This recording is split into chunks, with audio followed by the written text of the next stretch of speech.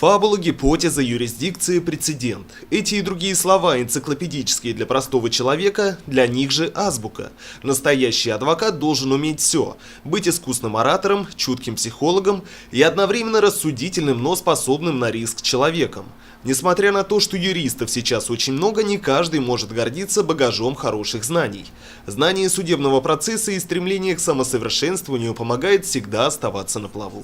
В нашей профессии, конечно, необходимо это терпение, выносливость, уважение к людям.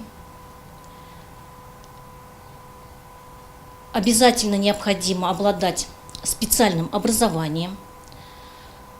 Чтобы стать адвокатом, необходимо получить статус, который выдается исключительно государственными органами, принести присягу.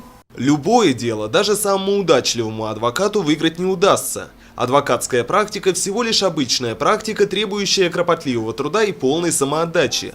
В нашем городе уже не первый десяток лет права своих клиентов защищает сибайский филиал Башкирской республиканской коллегии адвокатов. Чаще всего, конечно, в большинстве случаев мы участвуем в уголовных делах и в значительном количестве гражданских дел. На сегодняшний день без помощи адвоката, конечно, людям тяжело отстаивать свои права и интересы. Но что касается интересных дел, то каждое дело, оно интересное. Не бывает такого, чтобы одно дело было похоже на другое. Всегда различаются обстоятельства дела.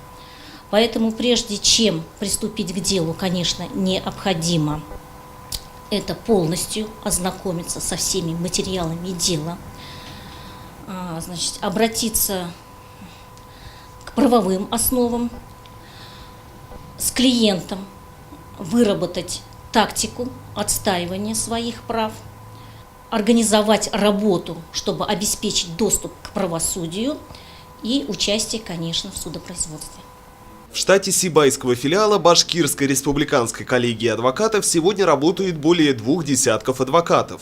Больше половины из них пришли сюда после работы в полиции, прокуратуре и других правоохранительных структурах, а потому обладают богатой и разнообразной судебной практикой. Успешных процессов и благоприятного жребия Фемиды им желает Ринат Музафаров, Айгуль Хамитова, Али Кадыров, Гульгина Раскидина и вся телекомпания СТВ.